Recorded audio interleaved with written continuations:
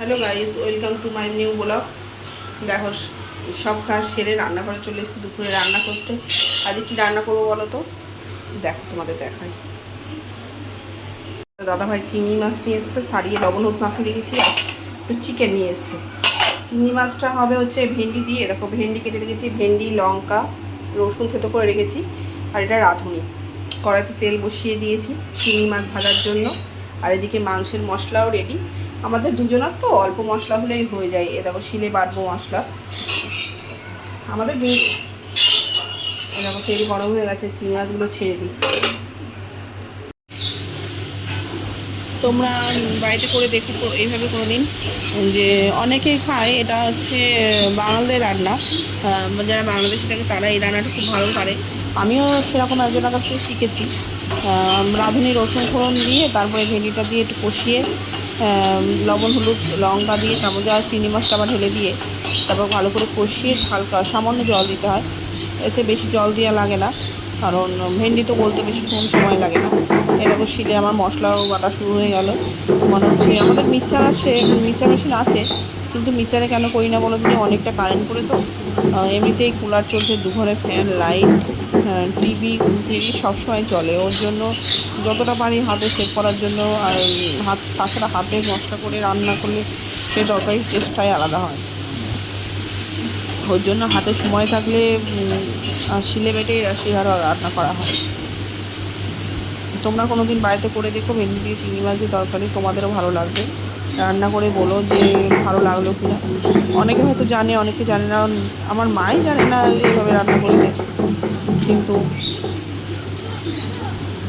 আমার ভালো লাগে। আমাদের বাড়িতে সবারই ভালো লাগে মোটামুটি। তো দাদাভাইও খুব ভালো খায়, আমিও ওর জন্য করি। এটা মাঝে মধ্যেই করা হয়, সময়টাও কম লাগে এই রান্নাটা করতে। এবার রান্না করতে করতে আজকে বেলা হয়ে গেছে। সকালবেলা বাড়িতে কারেন্টের মিস্ত্রি এসেছিলো।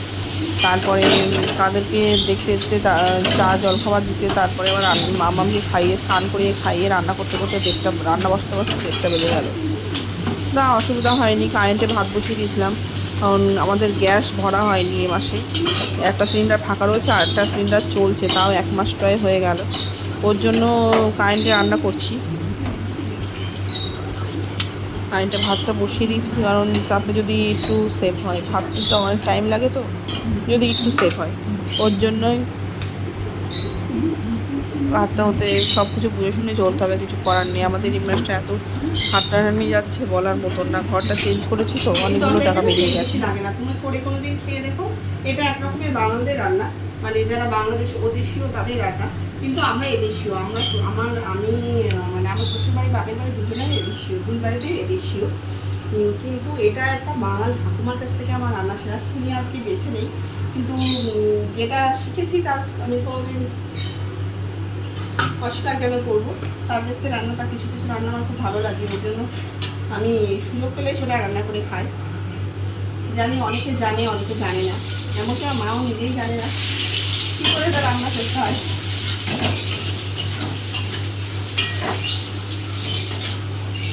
ঠিক আছে, রান্নার পরে দেখা হচ্ছে। দেখো, ভেন্ডির তরকারি হয়ে গেছে। এদিকে ভাত হচ্ছে। ভাতটা ইয়েতে বসিয়েছি, তার কারণ আছে একটা। এখানে ভাতটা হচ্ছে, আর এখানে তেল দিয়ে দিচ্ছি মাংসের জন্য। মাংসটা বসিয়ে দেবো। মাংসটা রেডি হয়ে গেছে, সব কিছু রেডি করা আছে। এরকম মশলা বাটা রেডি হয়ে গেছে। এবার মাংসটা বসিয়ে দেবো। বসিয়ে দিলে আজকের মতো রান্নাবান্না শেষ। সন্ধে হয়ে গেল, শুয়েছিলাম একটুখানি, খাওয়া দাওয়া করে সব কাজ গুছিয়ে নিই। এবার ছাদে ছাদে গিয়ে জামাকাপড়গুলো তুলে নিয়ে আসি। অনেক জামাকাপড় হয়েছে ছাদে, অনেকগুলো কাঁচা হয়েছে, যাই তুলে নিয়ে আসি। ছাদে গিয়ে দেখা হচ্ছে। ছাদে চলে এসেছি, বা জামাকাপড়গুলো তুলে নিই। একটু বেরোবো, সবাই মিলেই বেরোবো। তার মধ্যে হয়তো মামামকে একটা ম্যাডাম, তোমাদের বলেছিলাম কিনা জানি না, মেয়েকে একটা দিদিমণি দিয়েছি ঠিক করে পড়ানোর জন্য। ও তো ঠিক করে কথা বলতে পারে না, যাতে ওর সাথে একটু সময় কাটায় ভালোভাবে মেশে। কিন্তু তার উল্টোটাই হয়েছে। ওর জন্য আজকে আসে কেমন জানো তো, শুক্রবার দিনকে এসেছিলো। আসলে মাঝখানে শনিবার আসেনি। সোমবারে এসেছিলো, মঙ্গলবার আসেনি, বুধবার আসেনি, বৃহস্পতিবার আসেনি। না, সোমবার এসেছিলো, মঙ্গলবার আসেনি, বুধবার এসেছিলো। বুধবার আসার পরে এখনও 2 দিন পুরো গ্যাপ দিয়েছে। এখন আজকে যদি আসে, আজকে আমরা বেরোবো। আর তাছাড়া আমার একদম ইচ্ছা নেই ওনার কাছে দেওয়ার। বা আমার মেয়েকে সবসময় মানে টেনে টুনে ধরে, কারণ ওদের কচি হাত পা তো কোন সময় হ্যাঁচকা লেগে যায় বলা যায়। ওর জন্য সাবধানের কোনো মান নেই। আর তাছাড়া আমার মেয়েও দেখছি ও খুব একটা পছন্দ করছে না। আর এত মাঝখানে গ্যাপ দিলে তাকে পরিচয় বন্ধুত্ব হতেও তো তার সময় লাগবে। প্রথমেই যদি এত কামাই করে তাহলে কি করে হয়? ওর জন্য ভাবছি আজকে আসলে বলবো তোমার পড়াতে হবে না। দেখো আমার মেয়েকে, ও তোমার সাথে মিশে না, কী বলবো, কিছু একটা মিথ্যে কথা বলে কাটিয়ে দেবো। তাছাড়া কোনো উপায় নেই, মানুষের মুখের উপরে বাজে কথা বলতে পারবো না। কারণ দেখো মেয়েটা তো আমার, যদি হট করে হ্যাঁচকা টান লেগে যায়, হাতের ডানা ঠান্ডা লেগে যায়, তখন আমাকেই ভুগতে হবে, তাই না? ওর জন্য তার থেকে বাবা থাক, আর 2 মাস 3 মাস আমি নিজে দেখি ঘরের মধ্যে কিছু করা যায় কি না, তারপরে দিতে বলে দেবো। ওর জন্য আসলে সঙ্গে সঙ্গে মানা করে দেবো, কিছু করার নেই। তারপর একটু বেরোবো, কোথায় বেরোবো সেটাও তোমাদের জানাবো। যাই, ঘরে যাই, সন্ধে হতে গেল, সন্ধে দিতে হবে প্রায়। তারপর মাম্মাম ঘুমাচ্ছে, মামামের বাবা ঘুমাচ্ছে, ওদের উঠে চা দিতে হবে, মাম্মামকে খাওয়াতে হবে, খাইয়ে রেডি হতে হবে। চলো রেডি হতে গিয়ে কথা বলছি। এবার বেরোচ্ছি, চলো যাওয়া যাক।